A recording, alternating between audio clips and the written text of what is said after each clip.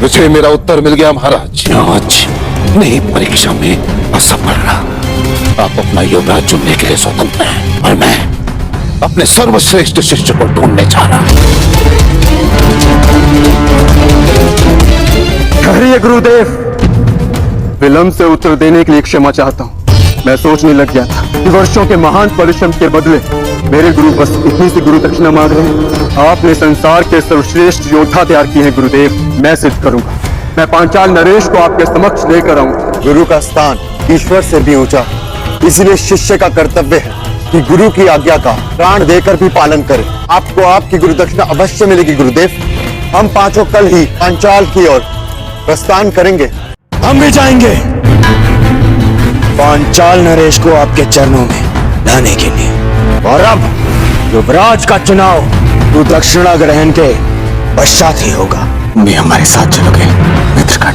और दुर्योधन, एक सूत पुत्र योग्यता सिद्ध करने के लिए एक राजकुमार से तो मांगे तो उचित है, तो राजकुमार युवराज बनने के लिए एक सूत पुत्र से सहायता ले वो उचित नहीं है, जो युवराज बनने के योग्य नहीं। क्योंकि एक योद्धा अपनी शक्ति से अधिकार पाता है, दान में प्रसाद नहीं।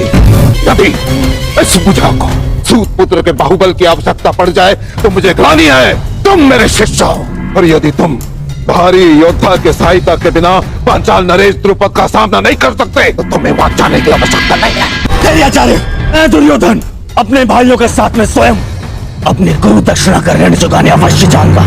यदि ऐसा करते हुए वीर गति को भी प्राप्त हुआ तो मेरा सौभाग्य होगा। प्रणिपात, पांचाल नरेश द्रुपद ने संदेशा भिजवाया है।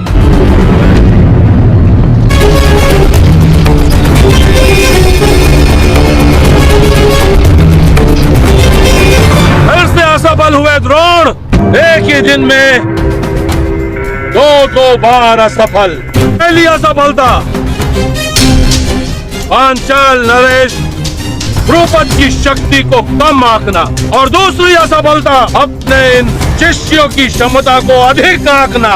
लज्जा आती है द्रोण, तुम्हें अपना सहपाठी कहते हुए। कभी हमने साथ में शिक्षा ग्रहण की थी, अब क्या करो? शिक्षा मांगोगे अपने प्राणों की, अपने इन 100 शिष्यों के प्राणों की भिक्षा कैसे मांगते हैं ये तो स्मरण होगा ना? या इतने वर्ष राज आश्रम में रहने के पश्चात भिक्षा मांगने में भी असफल रहोगे? असफल तुम्हें होना है द्रुपद। मेरे शिष्यों की योग्यता को तुमने कम में आंका है, तुमने गुरु का अपमान किया, उसी अपमान का प्रतिशोध लेने आए हैं मेरे ये शिष्य। तो तुम्हारे तुनीर में अब भी एक बाण शेष है। एक नहीं द्रुपद, 5। पांचाल नरेश, प्रणाम स्वीकार करें। आश्चर्यचकित मत होइए पांचाल नरेश, इसी समय आप मेरे गुरु के बंधु रहे हैं। केवल एक? हाँ, क्योंकि हम 5 एक हैं। उन 5 में से कौन सी उंगली पांचाल नरेश द्रुपद की ओर उठी है? मध्यमा। हम 5 में से मध्यक्रम का पुत्र आपको युद्ध की चुनौती देता है। नाम क्या है तुम्हारा? पांडुपुत्र द्रोण शिष्य अर्जुन। मेरे कौशल का परिचय मेरे प्राण देंगे। युद्ध आरंभ करो अर्जुन।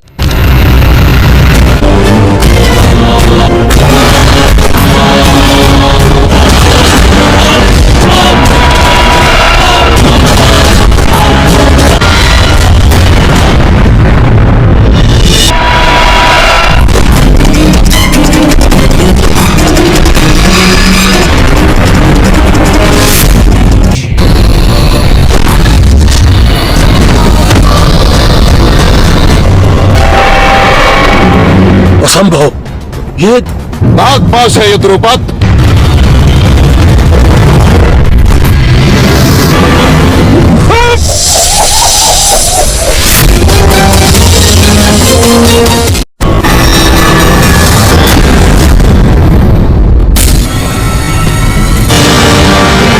दक्षिणा स्वीकार करें गुरुदेव। अश्वत्थामा को संदेश भिजवाया जाए, उसका राज अभिषेक होगा इस स्थान पर।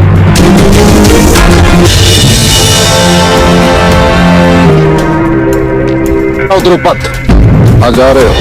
अभी भी हमारे बीच बहुत कुछ शेष है। पांचाल पर तो विजय प्राप्त कर चुके हो द्रोण, अब क्या शेष है? तुम्हारा अहंकार, उस पर विजय पाना शेष है, जिसे मैं पाक कर लूंगा।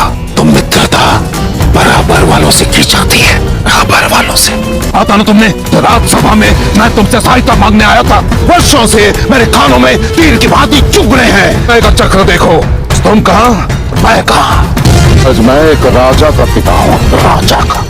उस अपमान के दंश को भी भोगोगे जिसका आधा कई वर्षों से भोगता आया। अपने इस आधे पांचाल का आनंद उठाओ। पांचाल नरेश, ना ना ना, अर्ध पांचाल नरेश।